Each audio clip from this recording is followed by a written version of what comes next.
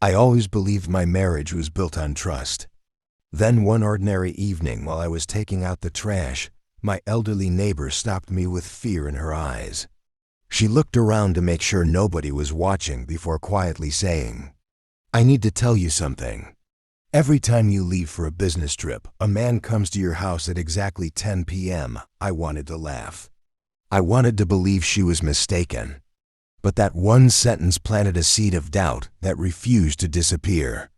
3 days later, I packed my suitcase, pretended to leave town, and watched my own home through a hidden camera. At exactly 10 p.m., someone knocked on my front door. What happened next destroyed everything I thought I knew. My name is Daniel. I had been married to my wife Emily for 12 years. We had a peaceful life in a quiet neighborhood. I traveled often for work, and Emily always encouraged me to focus on my career. She never complained about the long trips. She always smiled when I left and greeted me warmly when I came home. That peaceful routine ended the night my neighbor Linda stopped me outside. She had lived next door for more than 20 years and never interfered in anyone's business. Her worried face told me this was different. She quietly said that every time I traveled, a man arrived at my house at exactly 10 p.m. He stayed for almost an hour before leaving. She had seen it several times but did not know who he was. I thanked her but walked back inside pretending not to care. That night I could not sleep. Every memory suddenly looked suspicious. Emily always insisted I accept business trips. She never answered video calls late at night while I was away. She claimed she was already sleeping. I wanted proof instead of accusations. The following week I told Emily my company was sending me away for 4 days. She hugged me goodbye, exactly as she always did. Instead of driving to the airport, I checked into a small motel 15 minutes away. Earlier that afternoon I had hidden several wireless cameras around the house. The bedroom, the living room, the kitchen, the front door. At 9:55 p.m., I opened the camera app with shaking hands. Emily was sitting alone reading a book. At exactly 10 p.m., someone knocked. A tall man wearing a dark jacket entered. My heart nearly stopped. Emily smiled. They hugged. I felt sick. But instead of going upstairs, they walked into the dining room. The man opened a large folder filled with papers. They spread documents across the table. I increased the volume. The man introduced himself as Michael. He was a private investigator. Suddenly nothing made sense.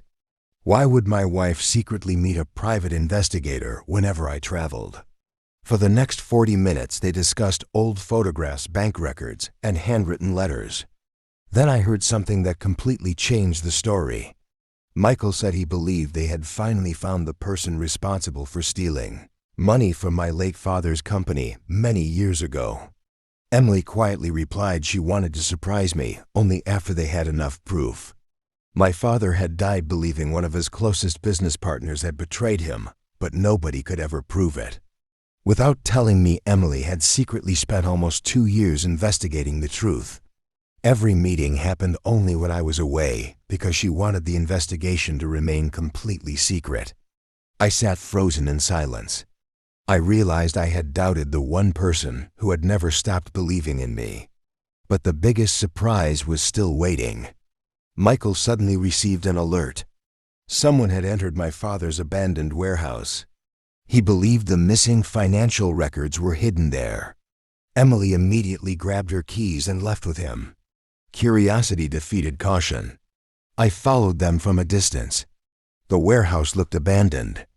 Inside, they searched through old filing cabinets until they discovered a hidden safe behind a damaged wall. Before they could open it, another man appeared.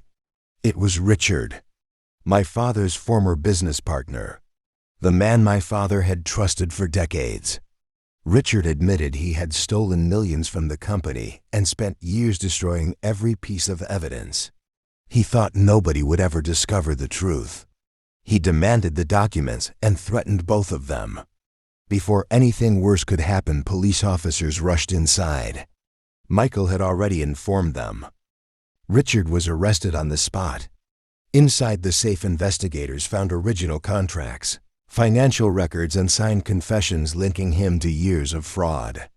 The case that had haunted my family for almost 15 years was finally solved. Emily never wanted recognition. She only wanted my father to receive justice and for me to finally know the truth. The next morning, I confessed everything. I admitted I had installed hidden cameras because I doubted her. Instead of becoming angry, she simply smiled. She said trust is not proven by words, but by what people choose to do when nobody is watching. Those words stayed with me forever. Sometimes fear creates stories inside our minds that are far worse than reality. If I had confronted Emily without waiting for the truth, I could have destroyed the best relationship of my life. Instead, I learned that appearances often hide extraordinary acts of love. Now, every time I leave for work, I remember that trust is earned through honesty, patience, and understanding. The greatest surprise was never the man entering my house. It was discovering how far my wife was willing to go to protect my family, even without anyone knowing. That night, I expected to uncover betrayal. Instead, I witnessed loyalty beyond anything I deserved. The hidden camera did not expose a cheating wife. It exposed my own fear and reminded me that the truth is always stronger than suspicion. Sometimes the people we doubt the most are quietly fighting battles for us behind the scenes. Never let assumptions destroy what trust is built. If you enjoyed this story, please subscribe to the channel. Like this video. Share it with your friends and leave your thoughts in the comments. Your support helps us bring you more unforgettable stories.